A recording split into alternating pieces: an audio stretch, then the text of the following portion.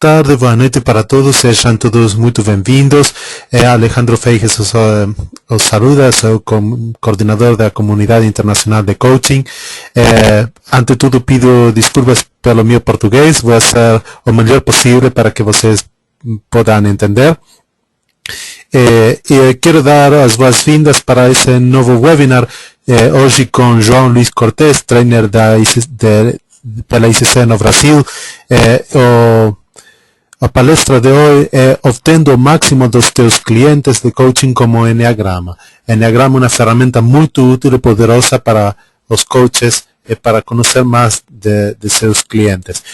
Seguramente João vai a falar mais sobre isso num instante. Antes de começarmos, somente umas dicas de como fazer uso dessa ferramenta. Você pode assistir ao webinar em tela cheia, só tem que fazer clique aqui nesse ícone que está aqui para pôr o webinar em tela cheia. Também você pode enviar suas perguntas pelo chat em todo momento. Nós vamos receber as suas perguntas e nos momentos de perguntas e respostas vamos poder ler para você. Então, lembre que aqui pode usar o chat para isso. E também você pode levantar sua mão no caso que você quer que podamos abrir seu microfone. Se você quiser falar diretamente com o João, isso também pode fazer, mas no final do webinar, seguramente. Um convite especial para vocês. No próximo outubro nós temos um congresso internacional de coaching. Esse ano é na Austrália, em Sydney, e você pode encontrar toda a informação em esse site que está aqui na tela, icccoachingcongress.com. Lá você vai ter toda a informação do evento, os palestrantes, toda a informação está nesse site, e será um prazer muito grande poder encontrar você nesse congresso internacional. Agora sim, quero dar as boas-vindas a João. João tem mais de 20 anos de experiência na área comercial e liderança de equipes em vendas, telemarketing, administração e também importação de produtos. Ele tem muito conhecimento e experiência no desenvolvimento de cursos de vendas, de negociação, de gerência, liderança, e é também trainer da International Coaching Community no Brasil. Ele é Master Trainer em Programação Neurolinguística pela Universidade de Santa Cruz, Califórnia, e é sócio-diretor da Iluminata Brasil. Você pode saber mais sobre João e Iluminata nesse endereço que está aqui na tela. Então, agora sim, João, seja bem-vindo ao seu webinar. E desculpe o meu português de hoje. Não há problema, Alejandro, o seu português está melhor do que o meu espanhol, né? Queria dar boa noite a todos. Acho que precisa passar para cá, para mim, né, a minha apresentação. Aí está, sim.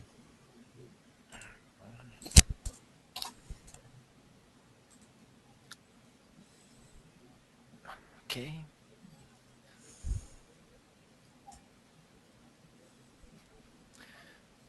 Muito bom, boa noite a todos.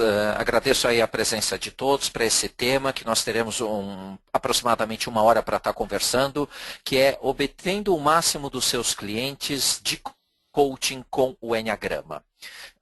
Coaching é uma ferramenta bastante interessante, é uma ferramenta que, como vocês sabem, vem com um grande desenvolvimento aí nos últimos anos, sendo utilizada pelas principais empresas e por muitas pessoas, que através dos seus mais diversos tipos obtêm resultados bastante interessantes.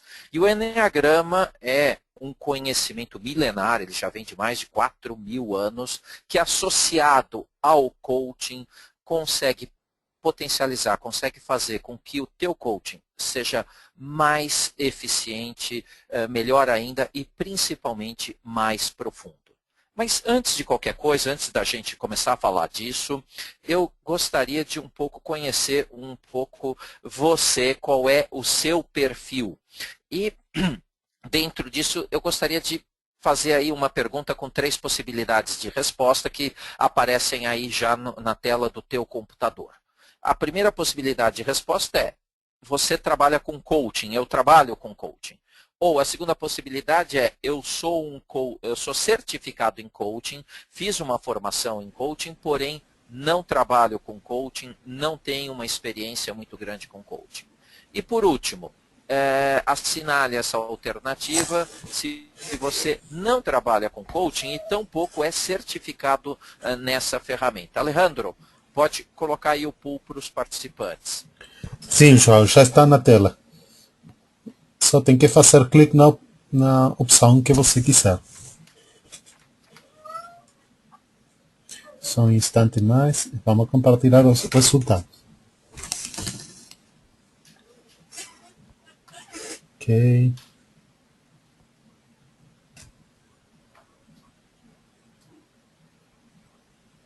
Ok.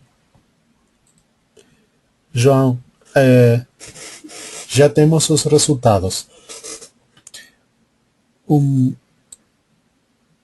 75% trabalha com coaching.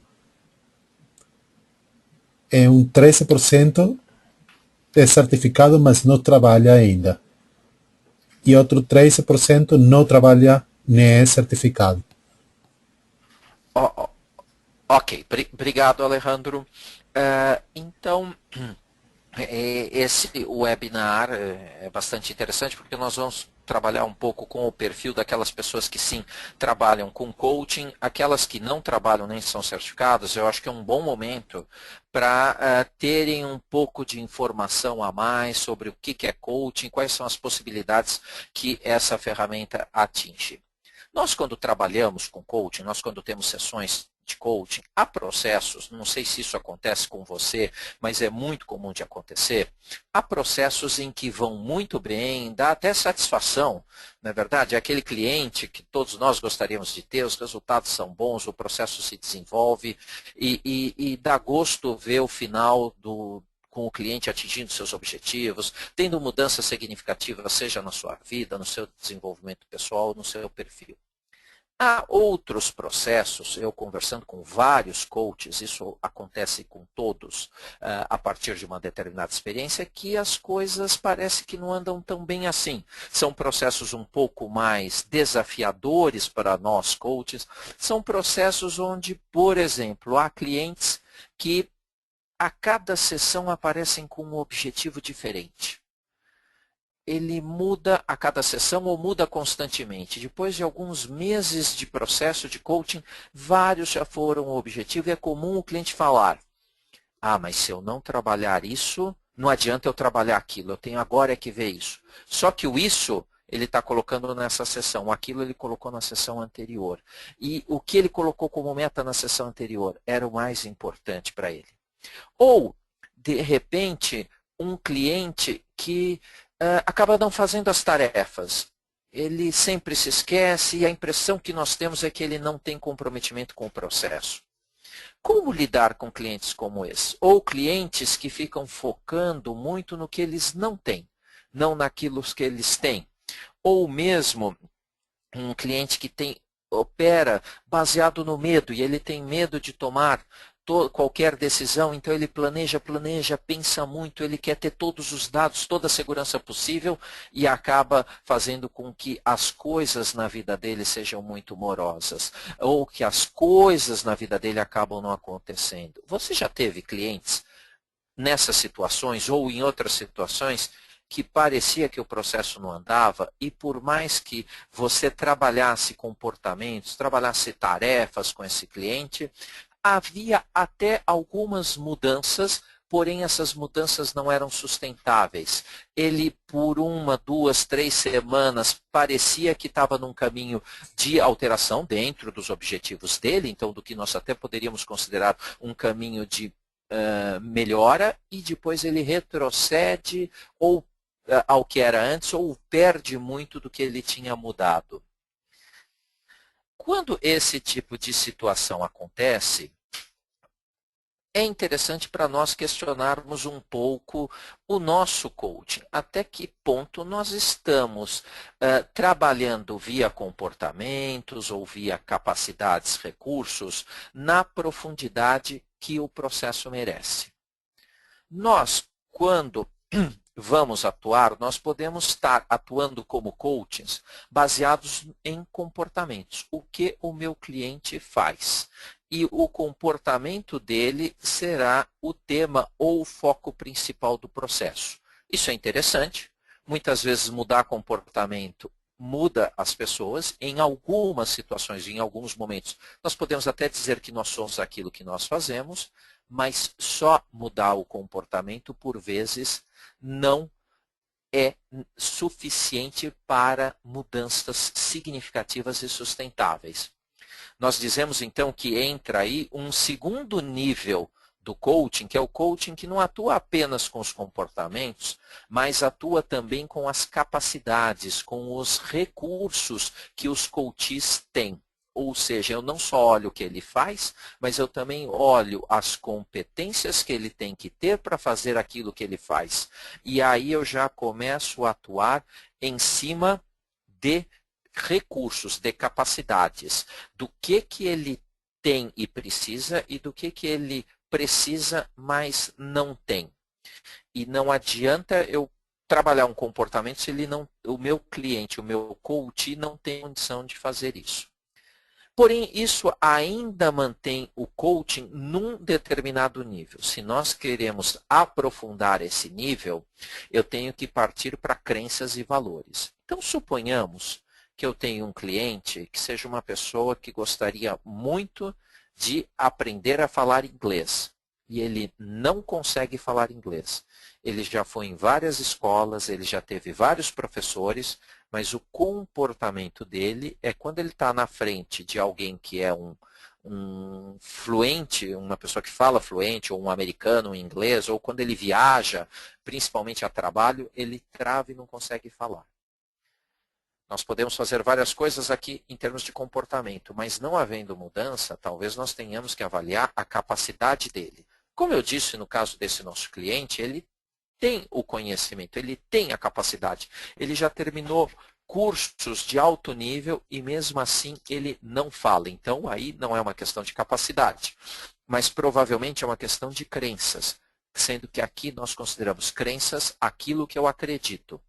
Esse cliente pode ser que ele tenha uma crença de que aprender inglês é muito difícil, ou falar inglês é muito chato, ou se eu falar para um americano, ou para um inglês, ou para um australiano, eu cometerei erros e eu não posso errar.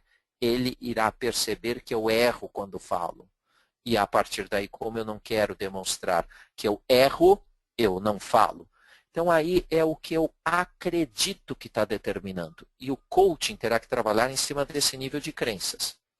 Agora, existe um nível maior ainda, mais profundo ainda, que é o nível de identidade. Ou seja, no nível de identidade, eu estou trabalhando a imagem de quem eu sou.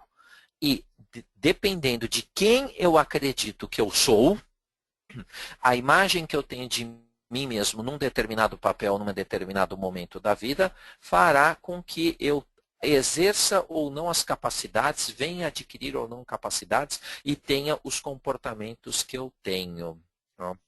Quem eu sou é extremamente determinante num processo de coaching mais profundo. E se nós quisermos avançar mais ainda, eu posso também ir para o coaching no nível da espiritualidade. Em outras palavras, como tudo isso se conecta a algo maior. Para alguns, espiritualidade pode estar relacionado com Deus, com outros com o universo, com outros com qualquer outra coisa. Mas quando eu faço um coaching que é voltado para o nível de espiritualidade, eu estou atingindo profundidades de questões muito mais fortes e possibilidades de mudança muito mais significativas. Então, em resumo, no caso de comportamentos, é muito interessante nós trabalharmos um comportamento, no nível de comportamento, quando o cliente não sabe o que fazer para atingir o seu objetivo. Eu vou trabalhar no nível de capacidade quando o cliente precisa adquirir uma capacidade, um recurso, uma competência para atingir o seu objetivo.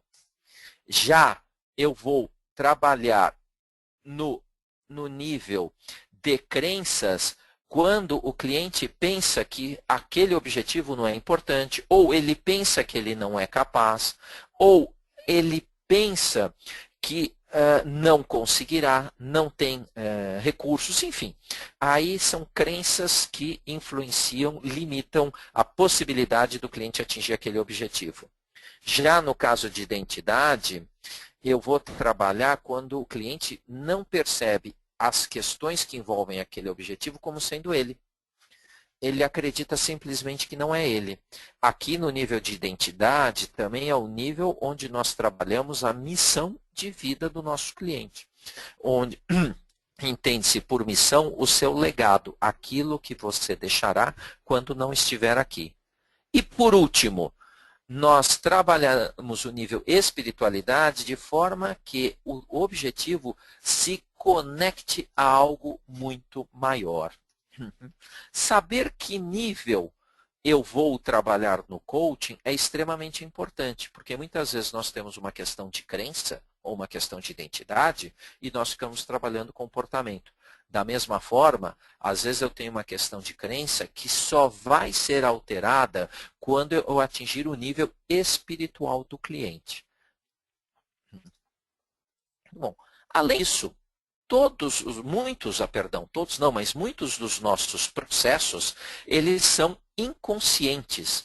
E além deles serem inconscientes, nós temos mecanismos que não só nos impede de perceber esses processos, como muitas vezes faz com que os outros também não percebam esses processos. E ferramentas tradicionais do coaching não necessariamente vão fazer com que o seu cliente acesse esse processo, ficando num loop, ficando num resultado que ainda não é o que ele quer. É interessante também perceber que nós trabalhamos com verdadeiras máscaras. Inclusive, aquelas máscaras nós usamos para nós mesmos. Nós podemos dizer que aquilo que a gente diz para o nosso coaching em alguns momentos é piamente aquilo que nós acreditamos. E como a maneira que eu sou, a maneira que eu ajo, aquilo que eu acredito, muitas vezes são estratégias que foram adotadas na mais tenra infância, na primeira, na segunda infância, muitas vezes essas estratégias estão associadas a acreditar que eu só sobreviverei se adotar essas estratégias. Quando nós começamos a fazer um processo de coaching, o coaching pode ser visto pelo nosso inconsciente como uma ameaça de sobrevivência. Porque se nós vamos mudar crenças que eu usei até hoje para, inconscientemente, sobreviver, como é que agora eu vou abrir mão disso? Provavelmente a minha sobrevivência estará ameaçada. Então, nesse caso, mecanismos inconscientes aparecem num processo de coaching de forma a bloquear qualquer ação. E aí acontece o que eu citei lá atrás. Eu, cliente, não faço tarefas. Eu, cliente, apareço cada hora com uma meta diferente. Eu, cliente, nego comportamentos que eu tenho. E o coach, muitas vezes, ele fica sem ter referência por onde ir. É aí que entra o Enneagrama. Essa ferramenta que permite iluminar para o coaching, para o coachee, questões extremamente profundas e inconscientes e que podem ajudar fortemente no coaching. Pessoal, vocês podem a qualquer momento fazer perguntas, reforço aí o que o Alejandro falou no começo, utilizando a área de chat. Então, escrevam aí qualquer comentário ou qualquer pergunta que vocês queiram fazer. No final, nós ainda abriremos para perguntas, mas se vocês já tiverem alguma coisa agora, fiquem muito à vontade. E também reforço que se alguém quiser ter o seu áudio liberado, nós vamos liberar o áudio no final da apresentação, tá bom? Então, aí no final da apresentação, clica lá na mãozinha levantada, que o Alejandro também abre para você o áudio um de cada vez, tá bom?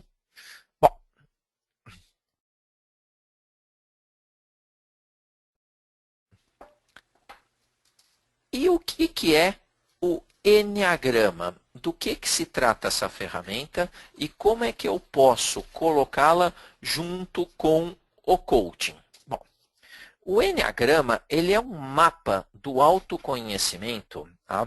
E ele apresenta, se nós formos fazer um grande resumo aqui, nós só temos 1 hora para falar sobre isso, mas ele apresenta 9 tipos de personalidade.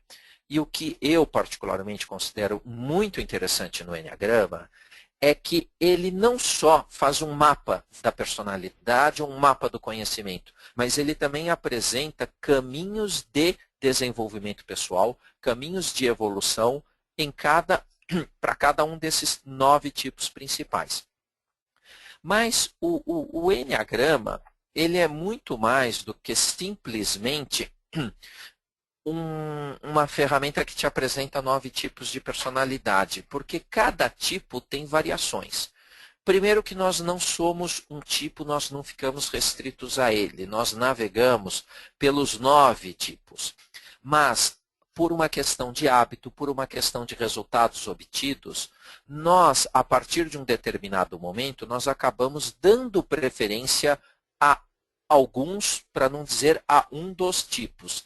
Então, eu tenho comportamentos, eu tenho motivações dos 9 tipos, mas é como se eu me apaixonasse por um deles e acabo utilizando aquele tipo. É comum na nossa vida, nós de uma certa forma, quando a gente dá um treinamento, nós percebemos que os participantes têm uma tendência de, depois do primeiro dia, sentarem sempre no mesmo lugar, a menos que a gente peça para eles mudarem. Nós temos hábitos de repente, eu acordo e eu escovo os dentes antes de tomar banho.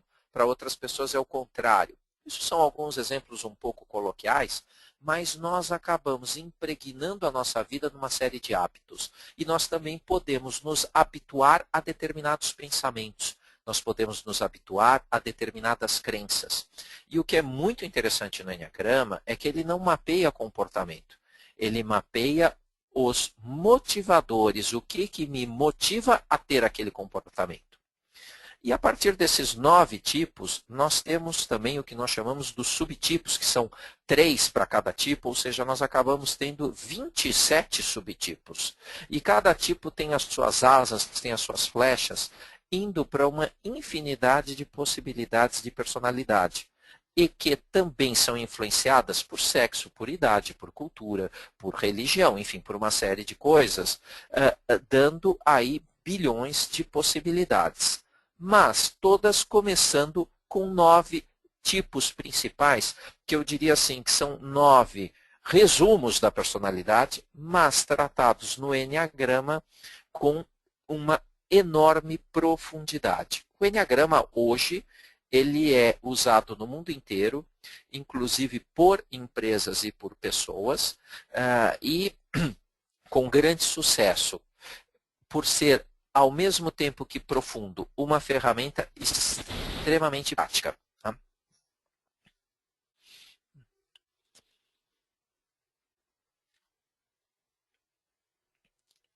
Então, ele acaba sendo esse profundo mapa. E ele traz detalhes da personalidade que muitas vezes estão inconscientes para o teu cliente e que não apareceriam num processo de coaching simplesmente fazendo perguntas e respostas.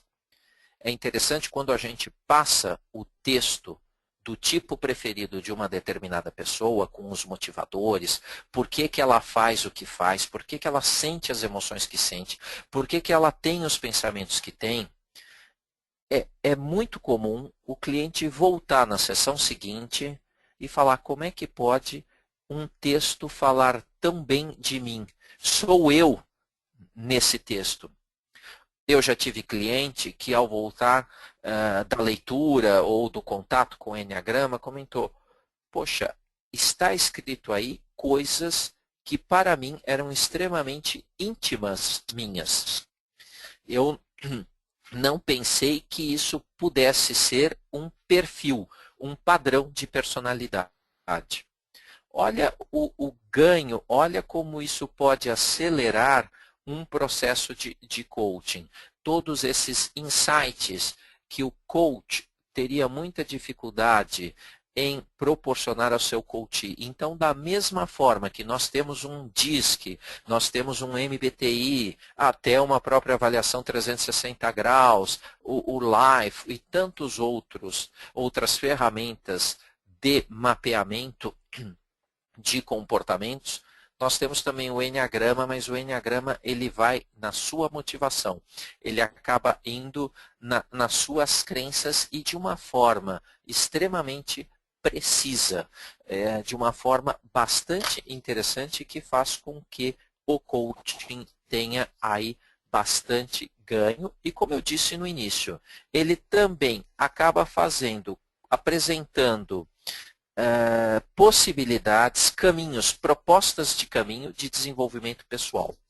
Agora, a construção do seu tipo, a identificação com que tipo eu pertenço, quais são os tipos que eu mais estou habituado, que tem as motivações que são as minhas motivações. Outra coisa interessante no Enneagrama é que quem determina é o coach, é o cliente. Não é o coach, não é alguém que aplica um formulário, até existem formulários de identificação de tipo no Enneagrama, mas não é o coach. Quem determina é o coach. Ele que chega e vai apresentar ao final, na opinião dele, qual é o seu tipo. Muito, muito bom. E aí, o cliente apresentar o seu tipo está muito alinhado com o coaching, que tem como uma das suas principais pressuposições que quem tem as respostas não é o coach, mas sim o cliente e o coach. Esses 9 tipos, eles são divididos em 3 tríades, ou seja, uma tríade que nós chamamos a tríade dos emocionais, são pessoas que têm o seu centro de inteligência no coração, que vivem emoção. São pessoas para quem a opinião dos outros é importante. São pessoas para quem imagem é um valor. Esses são os emocionais. 3 dos 9 tipos do Enneagrama estão encaixados aí. São de pessoas emocionais.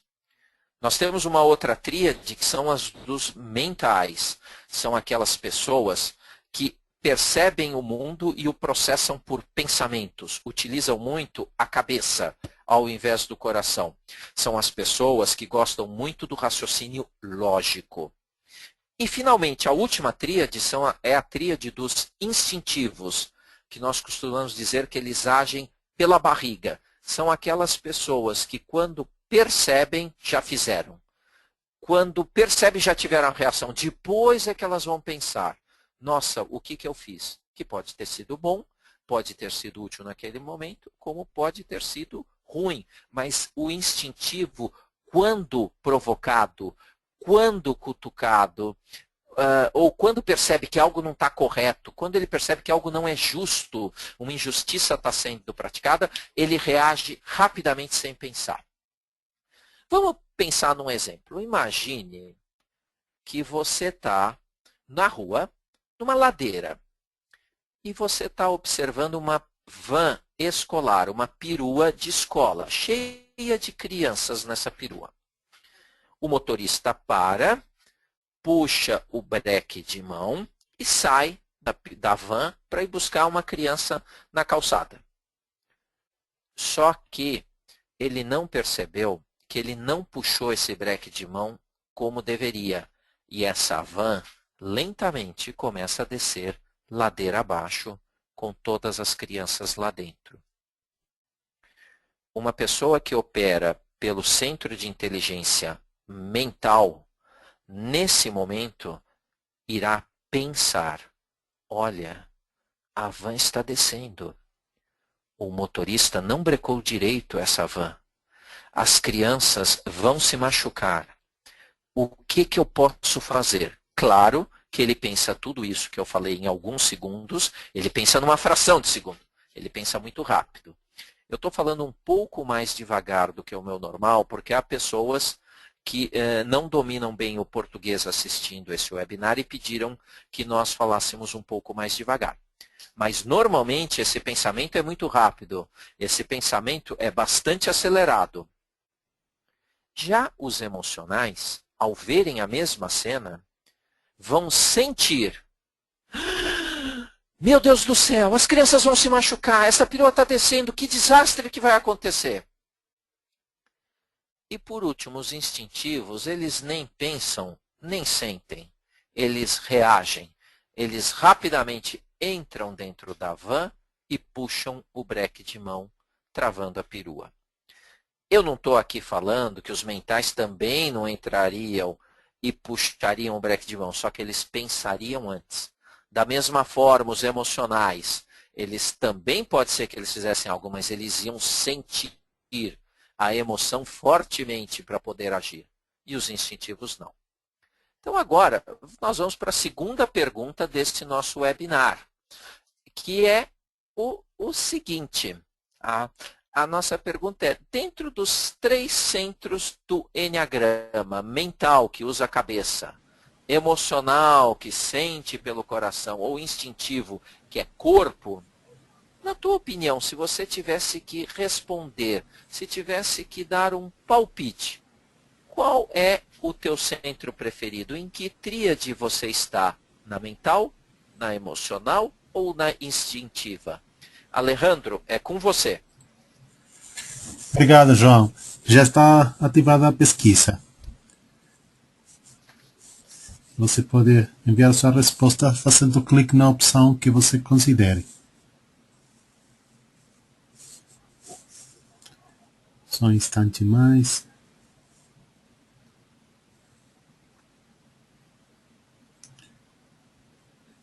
Pode enviar sua resposta fazendo clique na tela.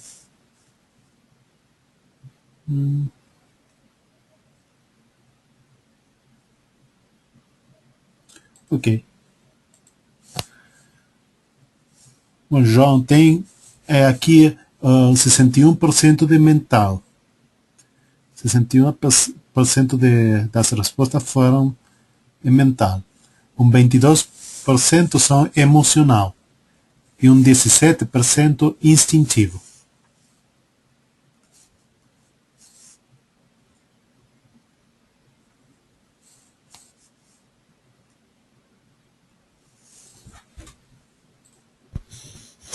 João? Muito bom. Obrigado aí pelas respostas. E na realidade, sim, nós podemos ter uma maioria de pessoas mentais.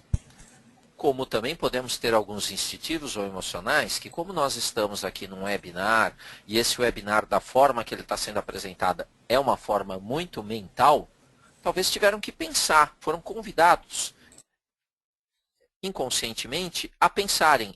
E ao pensar, também podem ter julgado que fossem mentais.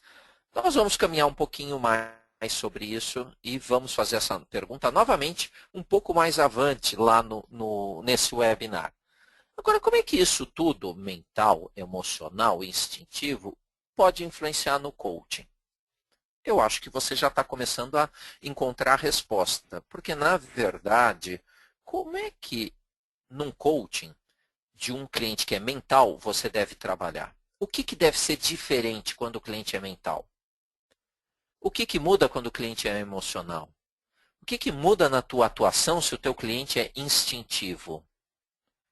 Ou isso não faz diferença nenhuma? Na realidade faz, e faz bastante diferença. Porque os comportamentos, pensamentos e emoções que um mental tem são totalmente diferentes da de um instintivo ou de um emocional. E o centro disso está nos níveis de crenças, valores e identidade, no que eu mostrei naquele slide anterior. Então, não adianta nós trabalharmos ambiente, fazer com que a pessoa mude de emprego, a pessoa muda de cidade, muda de escola de inglês, se a questão está nas crenças, na identidade, em como ela se percebe e como é que ela age. Nós temos que trabalhar nesse nível. E nós vamos trabalhar nesse nível, podemos trabalhar nesse nível via os centros de inteligência e via os tipos do Enneagrama. Vamos para frente? Vamos ver um pouquinho como é que operam os instintivos.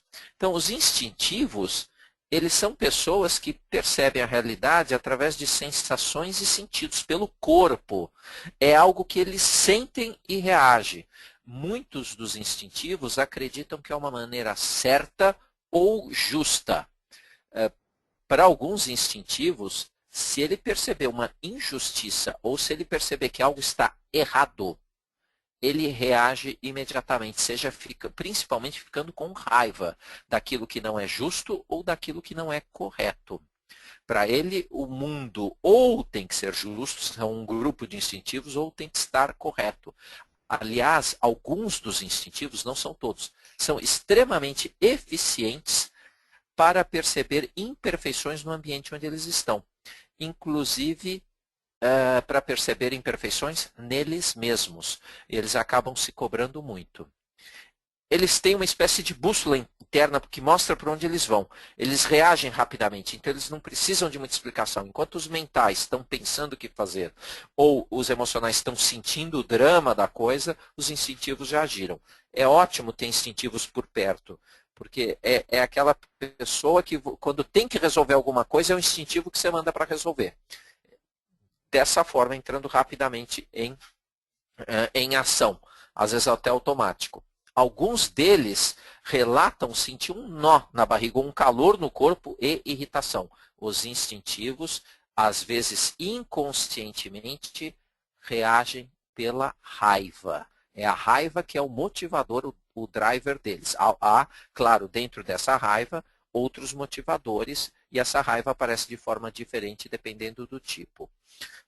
Alguns instintivos também podem não estar se identificando com essa descrição, porque são instintivos que em alguns momentos sentem uma preguiça, sentem uma canseira para fazer alguma coisa, mas se você se percebe como essa pessoa que muitas vezes gosta de um sofá, e agora ninguém está por perto para saber isso, então fique muito à vontade, ou gosta de na hora que você tem que fazer algo, você gosta de um Facebook, ou mesmo de dormir, presta atenção. Essa narcose, essa leseira vem quando você faz coisas para os outros, ou ela vem quando você vai fazer coisas para você? Se a resposta for que ela vem quando você faz coisas para você, mas quando é para os outros, você novamente se energiza, fique muito confortável em se manter nesse grupo aí, ou se colocar nesse grupo dos instintivos. Alguns usos produtivos, como eu falei, os instintivos eles agem quando necessário. Eles gostam muito da transparência. O instintivo não gosta de máscara. Ele não gosta de pessoas falsas, principalmente os do tipo 8. Os do tipo 8, ele gosta de honestidade. Ele fala o que tem para falar. O tipo 9, 1, não que eles não sejam transparentes, mas eles disfarçam um pouco mais. E são aquelas pessoas que mantêm não são de ficar mudando muito. Eles são o que são, independente das consequências. Já os usos limitantes é uma ação excessiva. Então, principalmente o tipo 8, quando vem a raiva, ele sai matando. Depois ele recolhe os corpos que ficaram pelo caminho. E são muito reativos. Eu cheguei a ter clientes instintivos que causavam sérios problemas na sua equipe por causa disso. E, ao mesmo tempo, eram adorados quando estava pegando fogo, porque sabiam que eles iam reagir e fazer o que tinha que ser feito. Olha aí, vai aparecer já já na tela aí do teu computador, apareceu agora, algumas pessoas instintivas famosas. Olha lá, o Fidel Castro, a Rainha Elizabeth II, a Abraham Lincoln, o Ronaldo, jogador de futebol, ele era instintivo, ele era que quando jogava, era um tipo 9, o Gandhi, o Walt Disney. Então, são pessoas instintivas famosas. Alguém continua aí, a quem marcou lá que era instintivo, mantém a opinião? E alguém que marcou que era mental ou emocional, está começando a pensar em ser instintivo? Daqui a pouco nós vamos perguntar novamente. Alejandro, surgiu já alguma pergunta aí na área de chat? Ou posso continuar?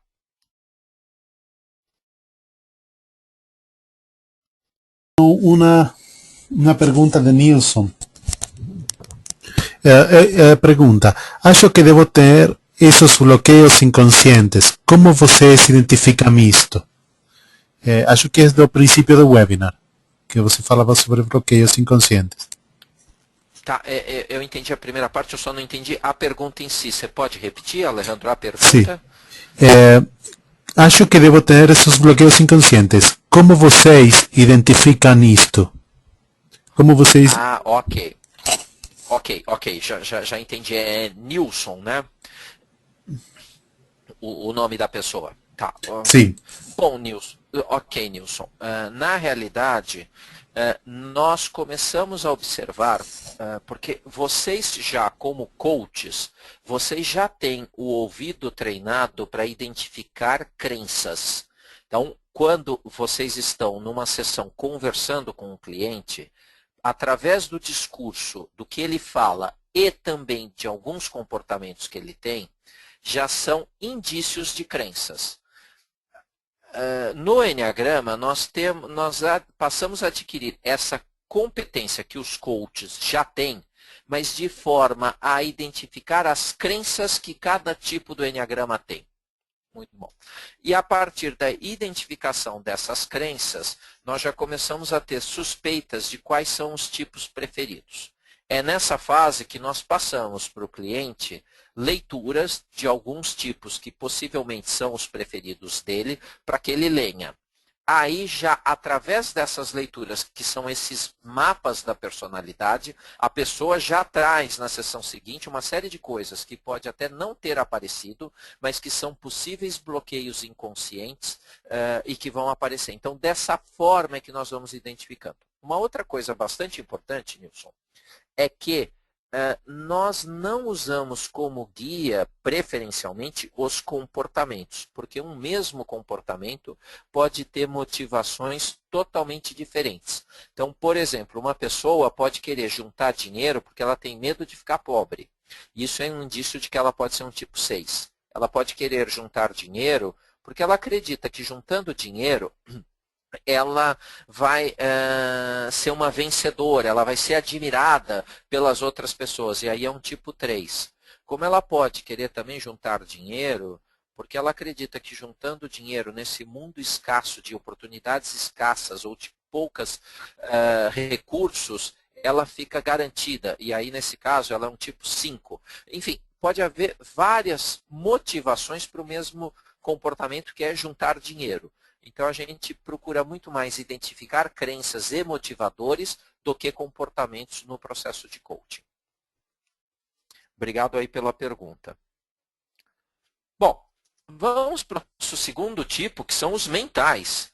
São aqueles que interpretam a realidade através dos pensamentos. Os mentais adoram pensar. Eles se movimentam pela cabeça. Então, eles produzem raciocínios, tratados, validam mentalmente tudo o que está acontecendo. E principalmente uma coisa interessante dos mentais é que eles não gostam muito de incerteza, eles não gostam de ser pegos de surpresa. Eles gostam de poder avaliar, eles gostam de poder raciocinar sobre uma determinada situações, sobre situações ou sobre a vida. Eles acabam sendo racionais e lógicos. E, óbvio, são ótimos analíticos, compreendem um sistema mais amplo, têm visão sistêmica. Isso é muito legal nos mentais.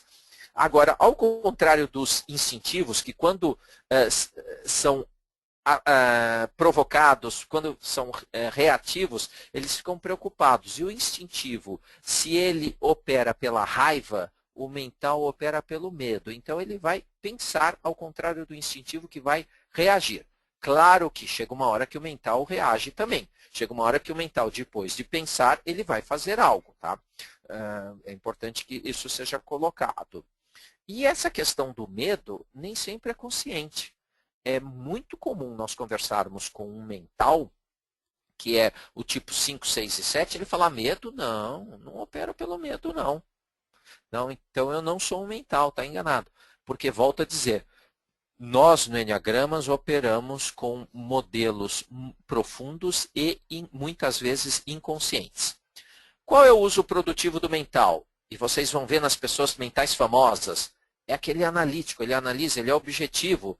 Muitas vezes ele analisa para se sentir seguro, ou ele analisa para poder perceber novas oportunidades. Ele é muito bom de planejamento e tem grandes insights. Por outro lado, pensar, pensar, pensar não é suficiente para fazer a diferença. E muitas vezes, até por causa do medo, ele pensa mais um pouco. E pensa mais um pouquinho ainda. E acaba não fazendo. Ele fica no planejamento e precisa de um estímulo, de um esforço para ir para o fazejamento.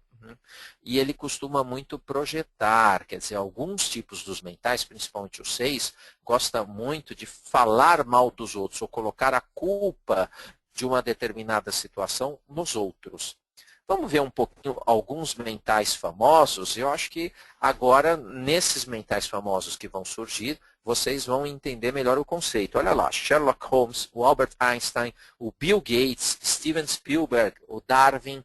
Então, todos esses são mentais famosos. E aí, você que se colocou como mental lá na primeira pergunta, continua se colocando como mental ou também já está mudando de ideia? E, finalmente, vamos para os emocionais, que são os que sentem a realidade através das emoções. São os tipos 2, 3 e 4. Alguém que, para quem imagem é super importante, eles são dependentes de reconhecimento e aprovação. O tipo 2 procura atender às necessidades que ele acredita que os outros têm. Ele é dependente de feedback positivo. O tipo 3 acredita que vai ter uma boa imagem se ele for um vencedor, se ele for o melhor de todos. E o tipo 4 gosta também, procura ter uma boa imagem fazendo as coisas mais profundas. E eles sentem as coisas, o raciocínio vem depois. E quando eles são provocados, eles vão para o emocional, para a emoção. Então, há aqueles que internalizam essa emoção, tem outros que choram, querem as coisas profundas, tem outros que reagem no sentido de se sentirem extremamente provocados numa competição. E trabalham muito com essa questão da rejeição. E, mais uma vez, inconsciente. O temor deles é de não serem aceitos. Quais são os usos produtivos? Eles são muito empáticos, eles se conectam com a emoção dos outros, muitas vezes os mentais não conseguem isso, e tem uma conexão autêntica. Por outro lado, eles são manipuladores. Eles procuram, através da emoção, conquistar aquilo que eles querem de você. E muitas vezes também são sensíveis demais. E aí acaba também ficando uma coisa bastante complicada nas relações. Vamos ver alguns emocionais aí. Olha só como eles são competitivos. Olha só, o Michael Schumacher e Pelé, que são tipos 3. Para eles, ser o melhor é o mais importante. A Madre Teresa, que é um tipo 2, que ela procurava ser reconhecida fazendo pelos outros, atendendo a necessidade dos outros. O Príncipe Charles, que é um tipo 4, enfim. Todos esses têm como driver, como razão principal, a emoção. Muito bom. Nós vamos agora voltar para a nossa pergunta e eu quero ver o que mudou no pool, se é que mudou alguma coisa. Perdão. Então, e agora? Você mantém o seu centro, não mantém? Qual é o seu centro de inteligência? Qual é o seu centro através do qual você processa suas emoções, seus comportamentos ou seus pensamentos? É o mental? É o emocional? Ou é o instintivo? Alejandro, vamos de novo lá na mesma pergunta. Certo, João. Já está na tela ativa. Você pode enviar sua resposta então. Aqui vamos recebendo as respostas.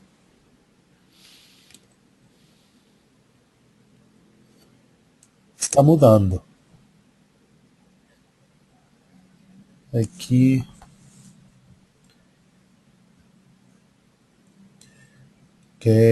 Ok, vamos compartilhar os resultados então. João, agora tem somente um 47% de mental, um 26% de emocional e um 26% de instintivo. Ok, muito bom e interessante essas mudanças. Algumas outras coisas começam a aparecer Muito bom. Essa pergunta, até onde eu saiba, não aparece novamente nesse webinar, mas você pode continuar com ela depois que o webinar acabar. Mesmo porque nós estamos tratando aqui do assunto de uma forma bastante superficial dentro do que o tempo nos permite.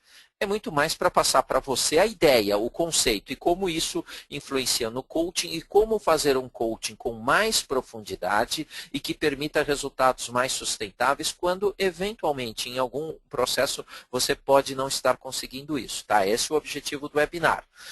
Mas, de qualquer maneira, fique com essas questões quando acabar. Ao final terá aqui inclusive os meus dados, você fica à vontade também de entrar em contato comigo para repartir para possíveis raciocínios, possíveis sensações, possíveis emoções que houve após o seminário terminar, o webinar terminar, mesmo porque os processos continuam. Muito bom, então nós vimos que os instintivos têm uma série de características, que são essas características que acabaram de aparecer aí na tela do seu computador.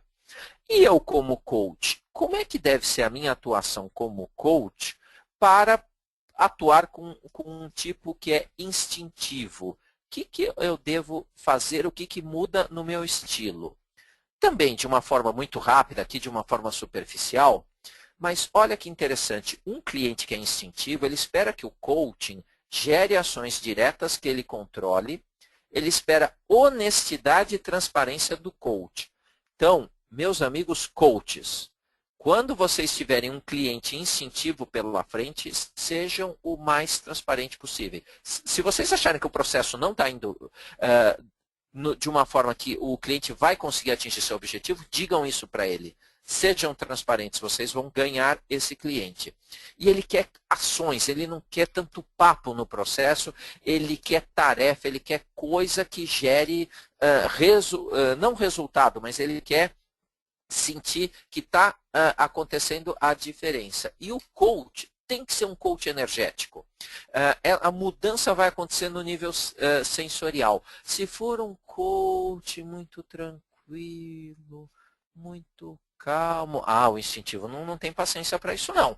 Ele vai te trocar de coach ou rapidinho ele assume o teu papel na sessão e aí fica um pouco complicado, descaracteriza os papéis. Tá? Importante, o próprio coach também concentrar sua energia no centro instintivo. Ele também ser um pouco instintivo, porque isso acaba gerando rapport. Okay?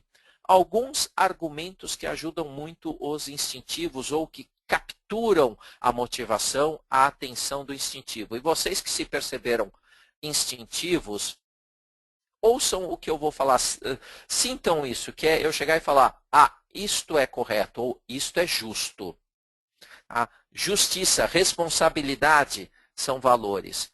E não que você não possa, se você quiser fazer com que o instintivo desenvolva o seu centro mental, que isso também é um dos mapas de desenvolvimento do coaching com Enneagrama, eu vou perguntar para ele o que você pensa desse assunto. Agora, se você quer criar empatia, se você quer criar sintonia com esse cliente, você tem que perguntar para ele qual é a sensação ou o que o teu corpo te mostra, o que o teu corpo diz.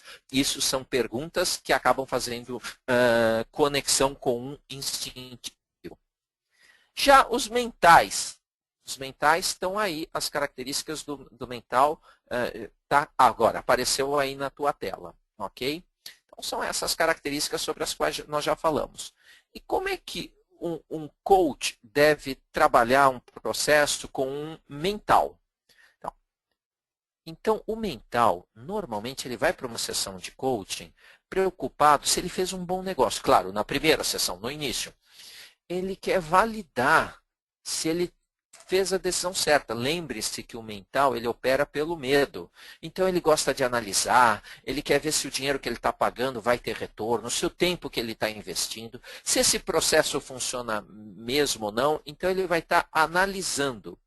E é muito interessante o coach fazer sempre um planejamento do processo junto com o cliente e repassar para o cliente. Então, olha, nós já tivemos 3 horas ou 4 horas de um processo de 12 horas, o seu objetivo era esse, nós já avançamos isso, como é que é isso para você? O que você pensa sobre isso? São também palavras assim bastante mágicas. É interessante o coach se basear na lógica, concentrar sua energia no mental e manter uma racionalização num nível adequado. Aí você cria rapport, você se conecta com o teu cliente. Depois, você pode provocá-lo. A estratégia de criação de rapport é acompanhar o cliente para depois apresentar novas possibilidades. Depois que você conseguiu fazer esse acompanhamento, aí você também pode perguntar, eu diria até que deve, dentro do processo de desenvolvimento de um mental, o que ele sente em relação a uma determinada situação. E você vai perceber que muitas vezes, quando você pergunta para o mental o que ele sente, ele te dá uma longa explicação lógica sobre uma análise da situação e não responde o que ele sente. No processo de desenvolvimento dele, é super importante ele acessar a parte de sentido. Mas enquanto você quer rapport, conexão com o teu cliente e motivação, você tem que perguntar para ele o que ele pensa, se isso faz sentido para ele. Outra boa pergunta que está aí na tua tela é: para onde a razão aponta que devemos ir? Olha como muda o processo em relação a um incentivo. E, finalmente, os emocionais, tá? Cujas características aparecem aí na tela. Como é que eu, como coach, devo tratar com o emocional? Primeiro, pessoal, o cliente emocional ele vai estar muito preocupado com a relação entre você e ele. Ele vai estar também preocupado com questões como prestígio. Eu tive, por exemplo, um cliente que era extremamente emocional, era um tipo 3, e ele queria saber, ele estava preocupado como é que ia pegar, como é que ia ser para a imagem dele fazer coaching comigo. E na hora que ele percebeu que isso para ele, para o status dele na empresa ia valorizar, aí ele, na hora, decidiu ir adiante com o processo. Outra coisa importante, expressão corporal. Então, a gente está voltado para o coach. E aqui, lógica não é o mais importante nesse processo. Nesse processo, falar com emoção, dedicar uma parte da sessão ao seu relacionamento com o coach faz total diferença com um coach emocional. Que se motivam com argumentos do tipo: eu sinto isso, expressões de alegria, de raiva. Perguntar para um emocional qual é a vontade dele também faz bastante diferença. Bom, todas essas questões podem ser aprofundadas bastante. Tá? Isso é apenas assim um raspar nas que nós possamos aqui finalizar a minha parte e eu possa abrir para perguntas. Deixa eu falar um pouquinho agora sobre os 9 tipos do Enneagrama. Eu falarei sobre isso rapidamente. E também os seus mecanismos de defesa, que são extremamente importantes no coaching. Nós conseguirmos identificar o tipo e o mecanismo de defesa nos ajuda muito no coaching. Então, o tipo 1, que está na tríade dos instintivos, essa tríade aí vermelha que aparece na tua tela, o 891, o tipo 1 é o perfeccionista. É aquela pessoa que acredita que o mundo é imperfeito e que ele está aqui para ajudar a consertá-lo. Então, é aquela pessoa que percebe tudo que está errado num determinado ambiente. Eu tive um cliente perfeccionista que a esposa dele estava pregando um quadro, aliás, ele estava pregando um quadro na parede, perdão, a esposa dele era perfeccionista. E ele estava pregando o quadro e estava pregando com 2 pregos diferentes. E a esposa chegou para ele e falou: fulano, os pregos não são iguais. E ele falou: mas qual é o problema? Eles vão ficar atrás do quadro? Ao que a esposa respondeu. E ele falou: e ninguém vai ficar sabendo. Ao que a esposa respondeu: eu sei. Então, o perfeccionista é muito bom. Eu gostaria que todos os gerentes de manutenção das companhias aéreas que eu utilizo aviões fossem perfeccionistas, mas, por outro lado, pode levar a um processo que poderia ser feito em 1 hora, ele ser levado em 10. O tipo 2 é o doador, o auxiliador, é aquela pessoa que acredita que os outros têm necessidades e eu posso atendê-las, e eu não tenho necessidade nenhuma. Então, ele é um excelente levantador de necessidade dos outros, ele está lá para ajudar, ele está aberto, ele se preocupa com os outros. Agora, ele quer reconhecimento. Se ele não tiver reconhecimento de quem ele ajudou, ele corta essa pessoa. Então, é aquela nona que faz aquele almoço de domingo e procura atender os gostos na comida de quem vai. Mas ai de alguém que falar que não pode ir porque tem algo mais importante para fazer. O tipo 3 é o realizador. Também depende da imagem. Ele está na tríade da imagem, só que ele opera procurando ser o melhor. Então, se ele é um vendedor, ele vai ser o melhor vendedor do departamento. Se ele é ele opera num ambiente onde se vestir bem é importante, que ele vai usar as melhores roupas. Ele procura ser um vencedor, porque ele acredita que nesse mundo só quem atinge os resultados melhor que os outros é que tem reconhecimento. O tipo 4 é aquele que adora tratar as coisas com profundidade. Então, ele vai responder a questão de demanda de imagem fazendo coisas especiais, sendo diferente. Ele também é chamado do romântico. O tipo 5, já na tríade do mental, é o observador, o analítico. Ele atende o medo, ele lida com o medo procurando conhecimento. O tipo 5 precisa de conhecimento, aí ele se sente seguro. Então ele estuda muito, conhece muito uma determinada matéria. E ele gosta muito também de privacidade. Então é aquele que precisa de uns momentos a sós. O tipo 6 é o precavido, então ele analisa tudo que pode dar errado numa situação. Então ele busca tomar todas as previdências para que nada dê errado. Eu tenho uma pessoa que trabalha comigo, que é tipo 6, e é excelente, porque nos treinamentos que nós damos, ela cuida da logística, e qualquer coisa que dá errado, ela previu, ela já tem uma solução ou um backup para aquilo. O tipo 7 é o epicurista, o visionário, que acredita que a vida é um local cheio de opções e que estamos aqui para viver todas elas. Então, esse é o que não se apega à meta na reunião, aparece com uma meta a cada hora, porque ele gosta de ter muitas opções e se ele não muda, se ele não vive todas as opções, ele acha que ele está passando por essa vida sem aproveitá-la. Voltando à tríade dos instintivos, o 8, que é o poderoso, o patrão ou o protetor, ele acredita que o mundo é um lugar agressivo, onde só os fortes sobrevivem. Então ele é forte. Ele é aquele que, quando está muito apegado à personalidade, ele faz com que as pessoas saiam chorando da sala de reunião com ele. E, finalmente, o tipo 9, que é o mediador, busca muito a harmonia, está muito preocupado com a necessidade das pessoas. Muito bom. E esses tipos, eles têm mecanismos de defesas que são muito interessantes e que aparecem muito no coaching.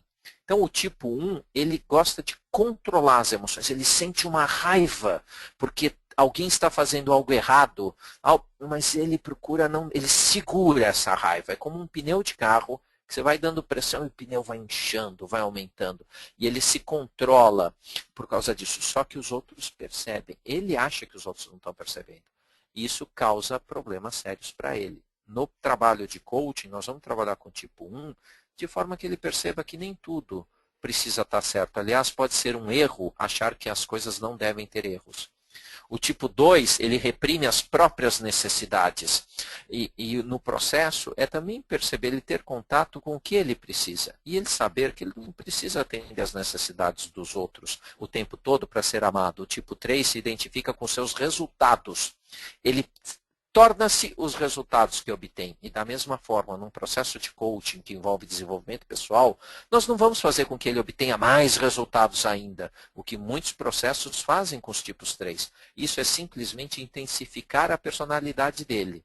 Quando nós conhecemos o Enneagrama, nós não fazemos processos que intensifiquem os vícios da personalidade, mas nós fazemos com que ele acredite que ele não depende dos resultados para ser amado. Assim como o tipo 4, não precisa também se aprofundar tanto na introjeção, que é ir para dentro, colocar para dentro as emoções.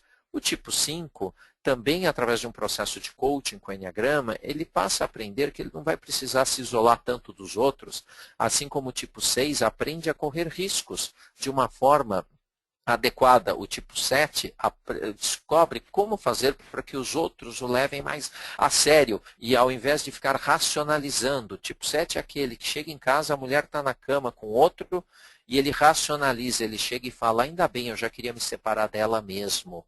Ele vai aprender a acessar essas questões. O tipo 8 é aquele que nega. Ele fala, eu, violento? Eu não. Eu simplesmente sou transparente no trabalho. E ele também descobre que ele pode ser mais inocente. Ele não precisa negar e não precisa ser forte o tempo todo. Ele pode se permitir abaixar as coraças, mesmo porque lá dentro tem um miolo que é bem mole atrás dessa coraça. E finalmente o tipo 9, que é o que narcotiza, o que dá preguiça quando é para tratar das suas questões, ele aprende a tomar decisões. Ele aprende como líder a ouvir os outros, mas na hora que ter que tomar uma decisão que desagrade os outros, ele vai fazer, não vai ficar parado, não vai ficar narcotizado. Além do que, ele aprende a energizar para as suas próprias questões. Muito bom. Rapidamente, é o que eu tinha aqui para falar para vocês sobre o Enneagrama, sobre como o Enneagrama pode fazer com que o seu coaching se potencialize. Nós temos tanto a formação de coaching da ICC, da Lambent do Brasil, que nós damos a formação de coaching, como nós temos também os programas de Enneagrama. A Iluminata, a empresa na qual eu pertenço, na qual eu sou sócio, tem programas desde 16 horas até formação completa em Enneagrama. E aqueles que desejam aprofundar o seu coaching, começar a ir mais profundamente no coaching, Enneagrama é uma ferramenta que eu recomendo vivamente. Façam uma experiência. Participem de um dos nossos programas e juntem a experiência, o contato de coaching que vocês têm com uma ferramenta que pode fazer com que vocês comecem a ir muito mais adiante do que vocês já estão indo. Deixo agora aberto aí a perguntas que podem ser feitas pelo chat ou mesmo pelo áudio. Alejandro, agora é contigo aí.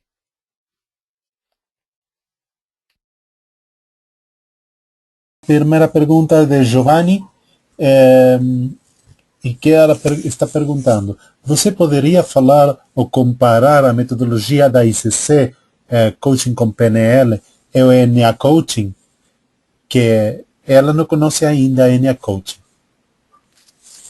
Tá, posso sim, Giovanni. Na realidade, o coaching com PNL ele trabalha muito naqueles níveis que eu falei no começo, comportamento, capacidades, crenças, valores, identidade, espiritualidade, e usa também ferramentas como linha do tempo, posições perceptivas, tudo isso são ferramentas de PNL. O Enneagrama, na estrutura do coaching da ICC, é uma ferramenta bastante interessante para fazer o mapeamento da situação atual. Então, naquela estrutura do coaching da ICC, com situação atual, situação desejada, plano de ação, e a partir daí lido com hábitos e crenças para fazer com que o processo caminhe da situação atual para a situação desejada, o Enneagrama ele é fantástico para que você aprofunde o entendimento da situação atual do teu cliente. E depois, quando você já tiver mapeado situação desejada e plano de ação com a metodologia da ICC, você consiga lidar e perceber, você, coach e cliente, né, consigam perceber como é que hábitos e crenças estão influenciando. Porque, volto a repetir, muitas crenças são inconscientes e podem passar desapercebidas num processo de coaching.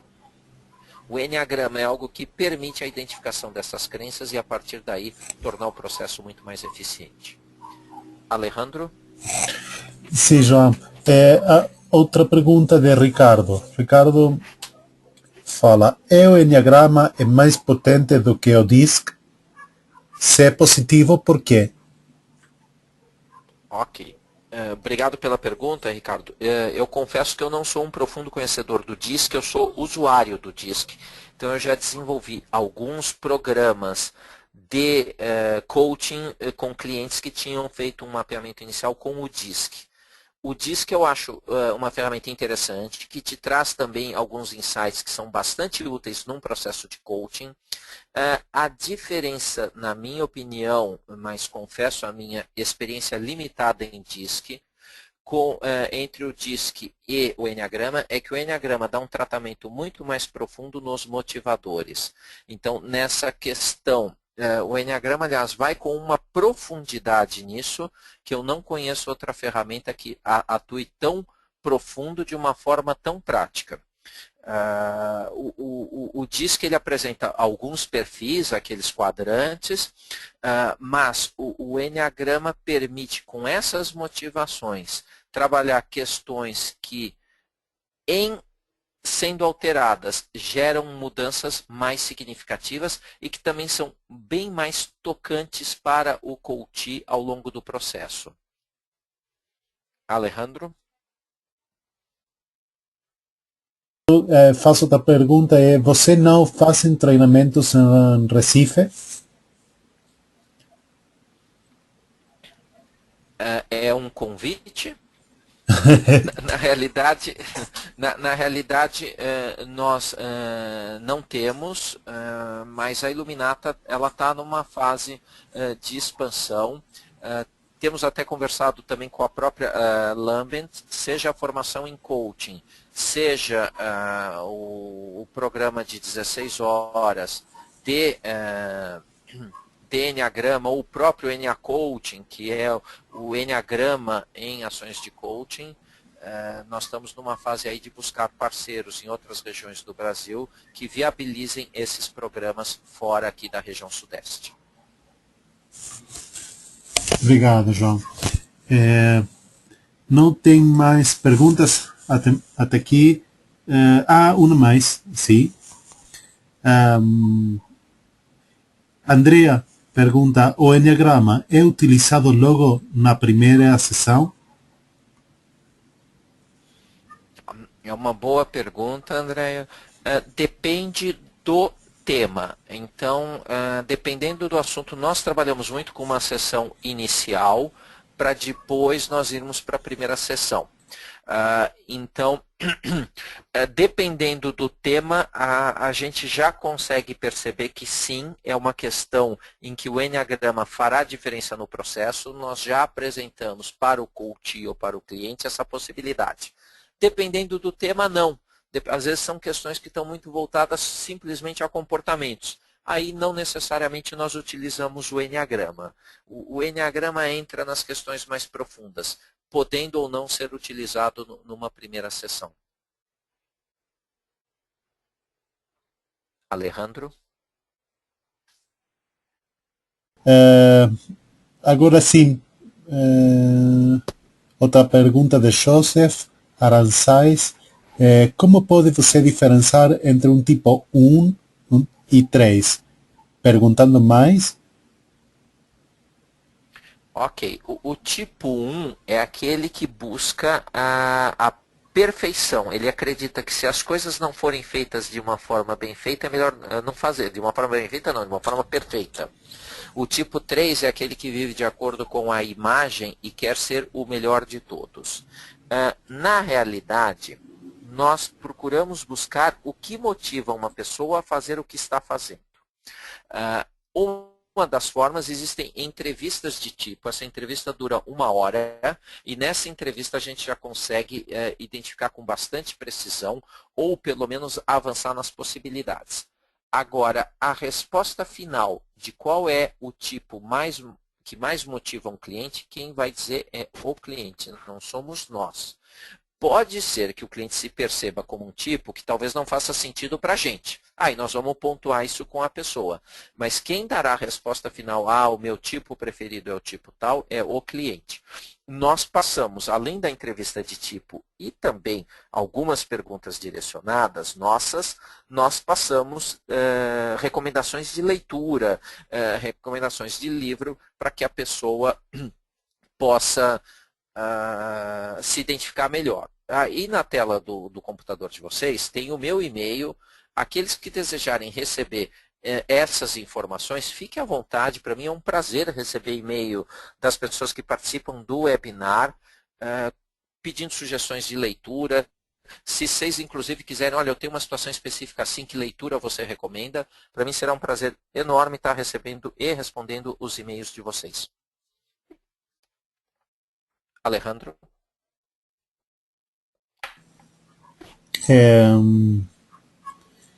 Ok. Outra pergunta é se você tem treinamento pela web. Se tem treinamento à distância. Ainda não. Nós estamos desenvolvendo os nossos treinamentos de forma que eles se transformem à distância. No caso de Enneagrama, o que nós temos hoje é esse programa de 16 horas, ele está todo em DVD. Então, aqueles também que desejarem ter acesso a um conjunto de 6 DVDs, podem entrar em contato nesse telefone que está aí na tela e falar com a Camila, com a Julie ou com a Thaís. Qualquer uma das 3 pessoas pode atender vocês nesse sentido. Nesses DVDs vocês têm um workshop de Enneagrama completo. A única coisa é que quem vai no workshop de Enneagrama participa das entrevistas, dos painéis. Quem comprar o DVD não tem como participar das entrevistas, mas assistirá às entrevistas de tipo ou os painéis de tipo dos 9 tipos. É bastante interessante também. Vocês podem entrar em contato por esse telefone com Julie, Camila ou Thaís. E pedir o DVD de vocês. Obrigado, João. Acho que essa foi a última pergunta que recebemos. Ok. Então eu queria agradecer aí a presença de todos vocês, a atenção. Espero que vocês estejam agora com a sensação de que valeu a pena e que isso seja apenas um começo, que tenha dado aí o gostinho de experimentar o Enneagrama e incorporar o Enneagrama no coaching da ICC ou eventualmente até no coaching da ICC ampliado com outras ferramentas que vocês já tenham. Nós acreditamos muito que nada é excludente, mas sim são possibilidades de agregar conhecimentos, agregar ferramentas. Aqueles que tiverem interesse, entrem em contato com a Iluminata, acompanhem a gente pelo 23124189-011 e peçam ou entrem no próprio site da Iluminata Business ou da Iluminata Brasil, é igualzinho, só que é iluminatabrasil.com.br e tenham acesso ao nosso calendário, à nossa agenda, vejam lá e também fiquem à vontade para entrar em contato comigo no sentido de qualquer dúvida. Agradeço aí também a você, Alejandro, aí pelo apoio e até uma próxima oportunidade. Boa noite a todos. Muito obrigado, João. Boa noite para todos. Até mais, então.